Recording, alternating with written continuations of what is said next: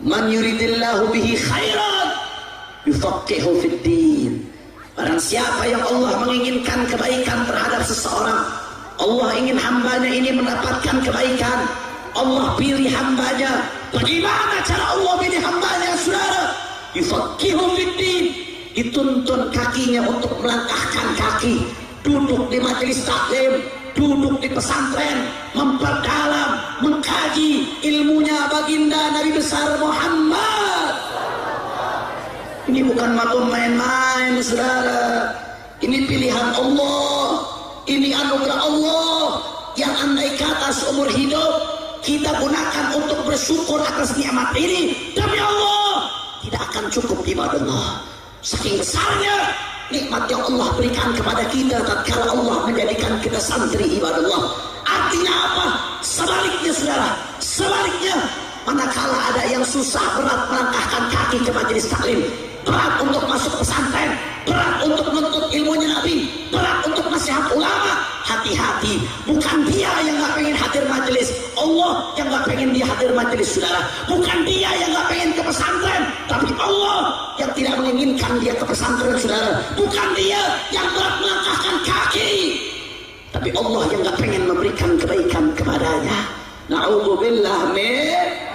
Maka saya mau tanya semua yang ada di sini, berarti bersyukur tidak jadi santri? Orang kompak bersyukur tidak jadi santri? Bersyukur tidak jadi santri? Saudara, subhanul yawm rijalul ghad, santri hari ini adalah pemimpin di masa depan, saudara. Hari ini ada santri, besok anda insya Allah jadi kiai. Hari ini anda santri, besok insya Allah anda jadi faqih. Hari ini anda santri, besok anda akan punya pesantren. Hari ini anda rakyat, besok anda akan jadi pejabat. Hari ini anda orang biasa, besok anda akan jadi orang besar. Subhanul yawm rijalul ghad, saudara. Makanya Presiden Soekarno sebagai presiden pertama Republik Indonesia, apa kata beliau, saudara? Ini makalah saking terkenalnya, saking populernya, sampai-sampai saya mendengar makalah tersebut bukan di Indonesia tapi waktu saya di Yaman, saudara. Apa isi makalah tersebut? Atini asyratas syabab uharriku bihimud dunya. Kata Soekarno, berikan aku 10 pemuda. Beliau nggak butuh 100.000 tentara, beliau nggak butuh 1 juta tentara, beliau nggak butuh 1 juta riberape, beliau nggak butuh 1 juta polisi. Artinya asyratas syabab, berikan aku 10 pemuda, 10 santri yang cerdas, yang militan, yang semangat. Uhariku bihimud dunya, dengan mereka akan kuwajibkan dunia. Takbir, takbir, takbir. Semuanya santri semua siap bersatu, siap rapatkan barisan, siap bela Allah, siap bela Nabi, siap jaga pesantren, siap jaga kiai. Takbir, takbir, sallu ala Nabi. Cuman kadang sayang, saudara, kita suka dengar opini-opini yang negatif tentang pesantren. Betul? Betul? Malam ini saya nggak mau ngaji kitab banyak-banyak. Kenapa? Karena santri ini di pesantren sehari-hari baca kitab, betul? Tapi malam ini saya akan berikan wawasan-wawasan yang penting yang berkaitan dengan santri, supaya santri pede di zaman sekarang menjadi santri, saudara. Insya Allah. Kadang ada opini-opini miring tentang pesantren, tentang santri, saudara. Apa mereka katakan? Jangan masuk pesantren, ngapain jadi santri? Santri itu masa depannya nggak jelas, santri itu masa depannya suram, santri itu masa depannya gelap, santri nggak dapat ijazah, santri mau jadi apa kalau sudah besarnya? Saya bertanya, ada nggak yang ngomong begitu? Orang kompak ada nggak yang ngomong begitu? Jawab jangan, jawab jangan, masih semangat, lanjut terus, betul. Nabi. Saudara, pernyataan seperti ini jelas-jelas pernyataan licik dan picik, saudara. Betul. Kenapa saya katakan demikian, ibadah Allah? Karena yang mengatakan santri masa depannya suram, ini adalah orang-orang yang tidak mengenal sejarah. Kenapa saya katakan demikian? Mari kita buka sejarah, saudara. Bagaimana mereka para pejuang-pejuang yang mati-matian memerdekakan Indonesia, banyak di antara mereka adalah kalangan santri dan kiai. Betul. Ada seorang jenderal yang luar biasa yang namanya Jenderal Sudirman, saudara. Beliau adalah cikal bakal berdirinya TNI dan Polri, saudara. Kalau tidak ada beliau, nggak ada yang namanya TNI dan Polri, ibadallah. Ternyata beliau adalah seorang ustadz di Yogyakarta. Beliau asalnya dari pesantren. Kalau tidak ada beliau, tidak ada TNI dan Polri. Artinya apa, saudara? Kalau tidak ada santri, tidak ada TNI dan Polri, saudara. Betul, betul. Bahkan nggak sampai situ, saudara. Hati-hati kau bicara tentang pesantren. Hati-hati kau bicara tentang santri. Ini negeri lahir dari rahim pesantren. Ini negeri lahir dari rahim santri, saudara. Apa buktinya? Pancasila yang menjadi dasar NKRI, Negara Kesatuan Republik Indonesia, itu lahir bukan dari rahim pejabat, bukan dari lisan pejabat, bukan dari otak pejabat, tapi Pancasila yang kita gunakan saat ini lahir dari pesantren. Betul. Dari mana ceritanya, Habib? Jangan bohong. Saudara, betul. Yang pertama menyarankan nama Pancasila memang Soekarno, saudara. Tapi Pancasila Soekarno, silahkan buka sejarah. Ternyata ketuhanan yang Maha Esa pada saat itu ada di akhir. Akhirnya kiai-kiai yang hadir pada saat itu nggak terima, saudara. Di dalamnya ada Kiai Wahid Hasyim Asy'ari, di dalamnya ada Kiai Abdul Qahhar Muzakir, di dalamnya ada Kiai Agus Salim. Mereka nggak terima, mereka berargumentasi. Akhirnya ketuhanan yang Maha Esa berubah jadi nomor pertama. Pancasila yang ada pada saat ini lahir dari kiai datang dari pesantren. Artinya apa? Kalau tidak ada pesantren, kalau tidak ada santri, tidak ada Pancasila, tidak ada NKRI. Takbir, takbir, takbir. Begitu saya mau tanya, berarti yang mengatakan masa depan santri suram ngawur tidak? Ngawur tidak? Ngaco tidak? Ngaco tidak? Saya mau tanya semua, bangga tidak jadi santri? Bersyukur tidak jadi santri? Bersyukur tidak duduk di pesantren? Takbir! Sallu ala Nabi. Itu yang pertama, saudara. Ada lagi yang mengatakan begini, jangan masuk pesantren. Mau ngapain jadi santri? Nanti kalau lulus mau kerja apa? Nanti kalau lulus mau ngasih makan apa? Nanti kalau lulus mau masuk kerja di mana? Anak istri mau dikasih makan apa? Ada nggak yang ngomong begitu? Ada nggak yang ngomong begitu? Jawab jangan. Jawab jangan. Jawab jangan. Sudah. Orang yang ngomong seperti ini seakan-akan mengingkari bahwa saja yang memberikan rezeki adalah Allah Subhanahu wa Ta'ala. Betul. Yang memberikan rezeki bukan ijazah, yang memberikan rezeki bukan sekolah, yang memberikan rezeki bukan sarjana, yang memberikan rezeki adalah Allah. Berapa banyak orang yang punya ijazah sekolah tinggi tapi pengangguran? Betul? Betul. Saya mengatakan seperti ini bukan berarti saya ngadu domba antara sekolah dan pesantren. Tidak, saudara. Sekolah penting, punya ijazah penting. Saya kuliah sampai saat ini karena di zaman ini tuntutan zaman kita untuk punya titel supaya kita bisa masuk ke berbagai sektor. Tapi kawan-kawan kita yang mondok di pesantren salafi, saudara, bukan berarti masa depan mereka suram, bukan berarti mereka tidak bisa nyari rezeki. Hati-hati, yang memberikan rezeki Allah, yang memberikan rezeki Razzaq, yang memberikan rezeki adalah Rabbul Izzah, bukan ijazah. Betul. Hati-hati kalau ngomong Al-Imam Abdullah bin Ali bin Muhammad Al-Haddad. Makanya guru saya Syekh Murabbi Ruhi wa Jasadi, Abuya Al-Habib Saggaf Ibn Hasan Maharun, beliau pernah cerita, saudara, saya dulu mondok di Jawa Timur di Pasuruan, saya santri, alhamdulillah. Bahkan Abuya Sayyid Muhammad Ibn Ali Ibn Abbas Al-Maliki Syekh Masyayikhina, beliau di akhir hayatnya sampai mengatakan laziltu taliban, walaupun muridku sudah banyak, beliau dalam keadaan seperti itu sampai sekarang aku masih santri, saudara. Alhamdulillah. Abuya Al-Habib Saggaf bin Hasan Maharun, beliau pernah cerita pada suatu hari ada anak pondok di tempat pondok saya, saudara. Ada anak pondok, neneknya orang kaya, miliarder, saudara, hartanya di mana-mana. Begitu cucunya mau pondok, Ini neneknya komplain, "Cuk, ngapain kamu mondok? Nanti kamu mau jadi apa? Pondok itu nggak jelas masa depannya, untuk apa kamu mondok? Ngapain? Nanti kamu nggak jelas mau kerja apa?" Akhirnya subhanallah saudara, berkatnya para masyayikh, para ulama, para aulia, itu anak kecil Allah gerakkan lisannya untuk menjawab apa yang disampaikan neneknya. Bukan kurang ajar, tapi Allah pengen tunjukkan kebesarannya saudara. Apa jawab anak tersebut? "Nek, saya mau tanya balik sama nenek." "Nanya apa, Cu?" "Saya mau nanya, nenek ini kaya, harta nenek di mana-mana." "Alhamdulillah," kata neneknya. "Saya mau nanya sama nenek, nenek dulu sekolah apa?" Ternyata neneknya nggak pernah sekolah, saudara. Ternyata neneknya nggak pernah sekolah. Nenek restoran di mana-mana, perusahaan di mana-mana. Ijazah nenek apa? Sekolah nenek apa? Kok nenek bisa punya seperti ini? Akhirnya neneknya baru sadar, saudara.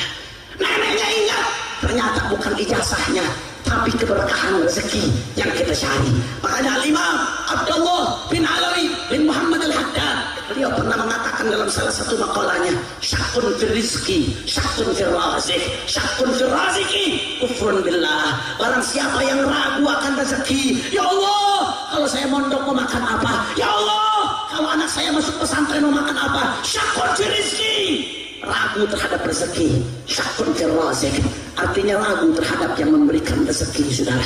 Syakun fil razik, kufrun billah, orang yang ragu terhadap Allah yang maha memberikan rezeki, kafir. Na'udzubillah min dzalik. Makanya hati-hati. Bahkan saya kasih kabar gembira buat para santri. Rasul sallallahu alaihi wasallam di dalam salah satu hadisnya beliau bersabda, saudara, "Innallaha takaffala li talibil ilmi birizqih." Sesungguhnya Allah Subhanahu wa taala menanggung rezeki para santri, menanggung rezeki para talibul ilm. Al-Imam Abdullah bin Ali bin Muhammad Al-Haddad, beliau mengatakan, "Hada takaffulun khas ba'da takaffulin am." Ini tanggungan dari Allah adalah takaffulun khas, tanggungan secara khusus, tanggungan secara spesifik, ba'da takaffulin am, setelah tanggungan secara umum. Tanggungan secara umum maksudnya yang mana, Habib? Maksudnya bahwasanya wa ma min dabatin fil ardi illa 'ala Allahi rizquha. Tidak ada satupun makhluk di atas muka bumi kecuali rezekinya dari Allah. Ini tanggungan umum. Ternyata santri, ustaz, kiai, semuanya mereka dapat tanggungan khusus dari Allah Subhanahu. Oke, saya mau tanya, kalau begitu santri takut nggak dapat rezeki?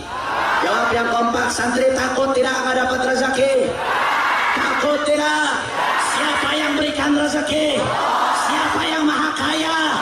Siapa yang maha kaya? Siapa yang maha besar? Siapa yang maha agung? Siapa yang maha kuat? Siapa yang maha kuasa? Takbir! Takbir! Sallu ala nabi. Nah, itu yang kedua, saudara. Ada lagi yang ketiga yang mengatakan seperti ini. Mau ngapain jadi santri? Buat apa jadi pesantren? Pesantren itu kan tempat anak-anak buangan. Anak yang gak disayang sama orang tuanya dimasukin pesantren. Buat apa jadi pesantri? Jawab jangan. Jawab jangan. Lanjut. Masih semangat. Betul. Sudah. Justru kebalik. Kita lihat sekarang berapa banyak mereka yang sekolah di sekolah-sekolah umum, saudara. Auratnya terbuka, pacaran, konceng sana, konceng sini, akhirnya offset, bunting sebelum waktunya, saudara. Betul, betul. Berapa banyak pergaulan bebas, saudara? Berapa banyak bapaknya kiai, tapi dia nggak tahu anaknya sudah berzina, saudara. Berapa banyak bapaknya ulama, tapi dia tidak tahu anaknya sudah narkoba. Na'udzubillah min dzalik. Justru orang tua yang masukin anak ke pesantren, artinya orang tua yang sayang kepada anak, saudara. Orang tua yang berikan perhatian lebih kepada anak. Orang tua yang pengen anaknya selamat dunia dan akhirat. Alhamdulillah. Itu yang ketiga, saudara. Ada lagi yang keempat. Ada yang mengatakan, ngapain masuk pesantren? Pesantren itu kan sarang teroris. Berapa banyak teroris alumni pesantren? Gak usah. Pesantren itu kan sarang orang radikal. begitu? Ada nggak yang ngomong begitu? Jawab jangan. Jawab jangan. Jawab jangan. Saudara, ini pernyataan pernah dilontarkan saudara. Bahkan dulu di Cimahi pernah kepolisian masuk ke pesantren-pesantren saudara, itu santri diambil sidik jarinya. Tujuannya buat apa? Kalau sampai terjadi pengeboman, terjadi sesuatu, maka berarti yang pertama kali diperiksa adalah santri saudara. Ini fitnah, fitnah yang keji saudara. Kenapa saya katakan demikian? Karena santri-santri yang ada di Indonesia, pesantren-pesantren yang ada di Indonesia adalah pesantren Ahlus Sunnah wal Jamaah. Ahlus Sunnah mengajarkan anti takfir, nggak gampang mengkafirkan, nggak gampang membid'ahkan, nggak gampang mensyirikkan. Yang gampang ngebom itu, yang gampang mengkafirkan, yang teroris itu, yang gampang mensyirikkan. Kita justru obat untuk terorisme. Kita pesantren adalah obat untuk radikalisme. Betul. Ini fitnah. Gara-gara fitnah ini bayangkan saudara, pada saat itu berapa ribu orang tua yang menarik kembali anaknya dari pesantren saudara. Saya mau tanya, ini fitnah atau fakta? Kurang kompak, fitnah atau fakta? Fitnah atau fakta? Fitnah atau fakta? Saya mau tanya semua yang ada di sini, berarti bangga tidak jadi santri? Bangga tidak duduk di pesantren? Bangga tidak belajar sama kiai? Kita peringatkan mereka, kita peringatkan dunia, silahkan caci kami, silahkan hina kami, silahkan rendah kami, tapi demi Allah, kami bangga jadi pesantren, kami bangga jadi santri, kami bangga jadi anggota BSI. Takbir, takbir, takbir.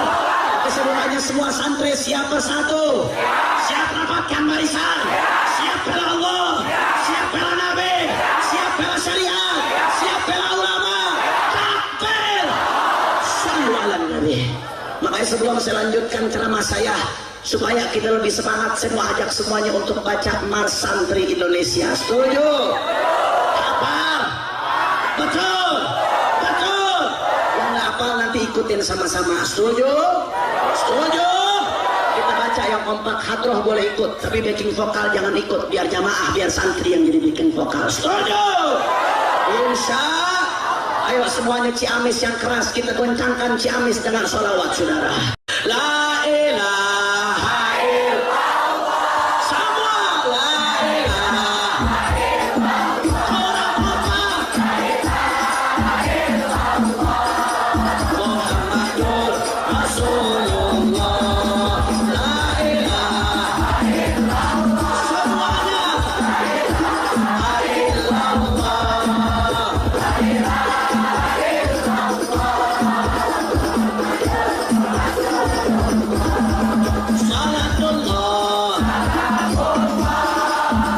Suaranya mana santri semua? Salatullah.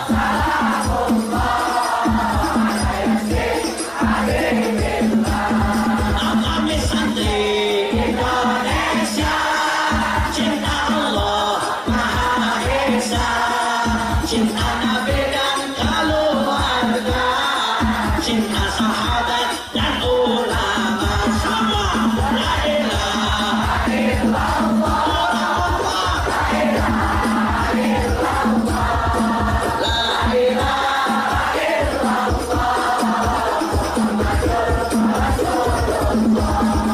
Kami santri Indonesia, bela agama dan akidah,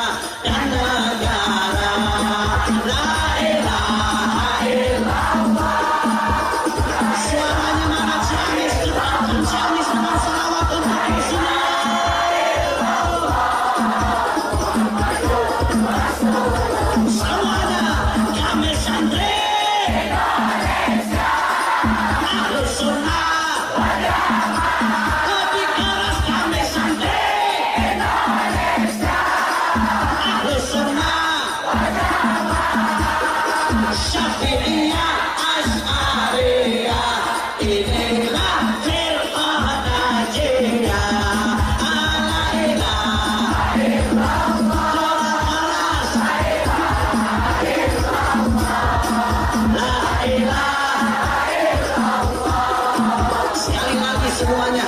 Lebih keras. Kami santri Indonesia, Ahlus Sunnah. Kami santri Indonesia, Ahlus Sunnah wal Jamaah. Syafi'iyah, Asy'ariyah, inilah firqah najiyah.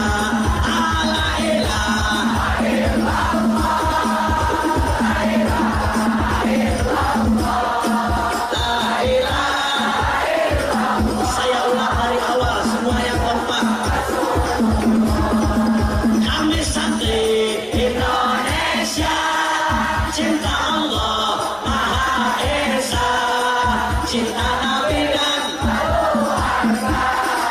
cinta sahabat dan ulama. La ilaha illallah, la ilaha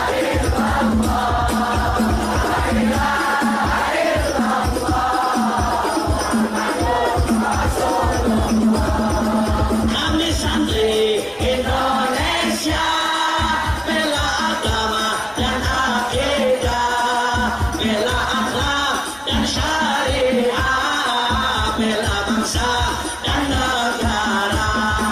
La ilaha illallah, la ilaha illallah, la ilaha illallah. Semuanya yang kompak semua. Kami santri Indonesia.